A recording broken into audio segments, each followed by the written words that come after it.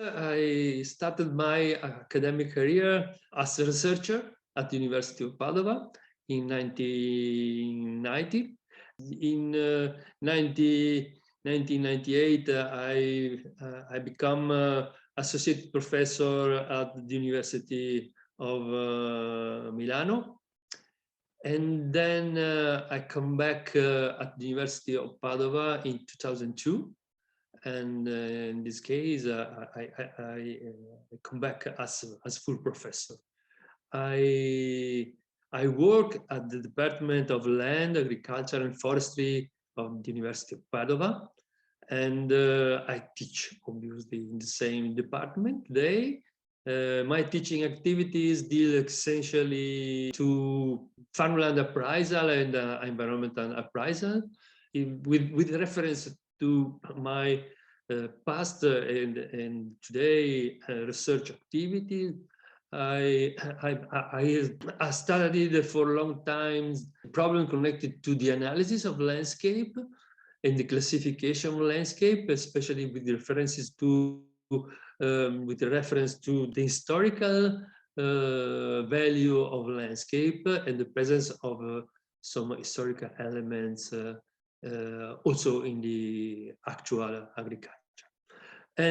But subsequently, as I started to evaluate the landscape, first of all, considering the aesthetic perceptive factors affecting landscape appreciation.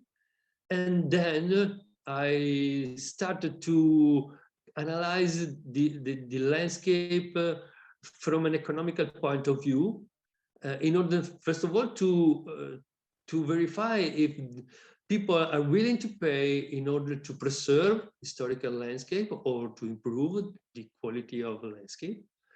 And recently, I tried to verify, to analyze if there exists some relationship, or there could be exist some relationship between landscape characteristics and tourism, rural tourism, and more recently from landscape and the marketing of some produce, especially wine and olive oil production. I'm part today of FAO-GX project, okay, and I am also member of the Italian Observatory of National Historical Landscape. But my course is called Economic Assessment of Rural Landscapes, and obviously in this course I try to explain to the student how it's possible to evaluate or analyze the value of landscape. Starting from the study, the analysis of what are the factors that affect landscape appreciation. This is the first step. And what it's possible to say in this respect is that landscape appreciation, landscape visual aesthetic appreciation depends on two different components. That is an biological of, if you want, a genetic component that depends on our evolutionary history, and the second component depends essentially on education. In this case, it is necessary, however, to distinguish two different phases of man evolution from the cultural point of view. It is the early childhood, in which the young people receive the preferences, landscape preferences of the adults, the educators, and the second phase of our life, in which we understand how to appreciate the landscape by ourselves, with our experience, with our direct experience. Once we understand the factors that affect landscape appreciation, we also can try to implement policies aimed at improving the landscape quality.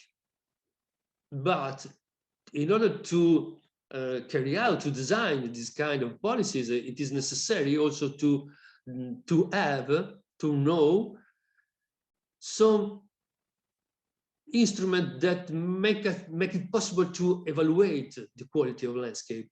And these instruments can be shared in two macro categories. It is non-monetary methods and monetary methods. Okay, non-monetary methods try essentially to understand how people appreciate the quality of landscape, considering the possibility that they gave a score, for example, to different landscape.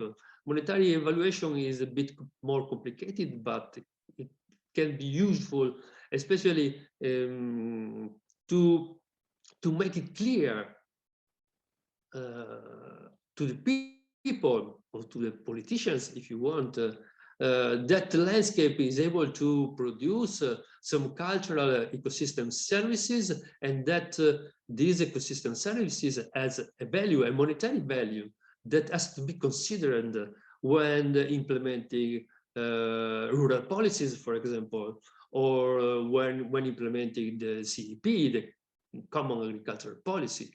Okay, so the evaluation is a seminal point of my course, of my teaching inside of the course, the GS Master.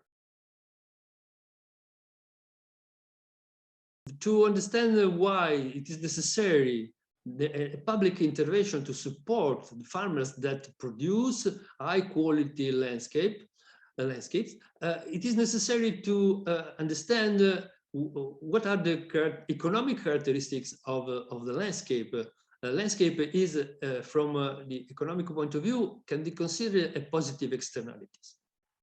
This means that in an economy, in the market economy, the production of a good that contribute to or that produce some positive externalities is lower than the social optimum, okay?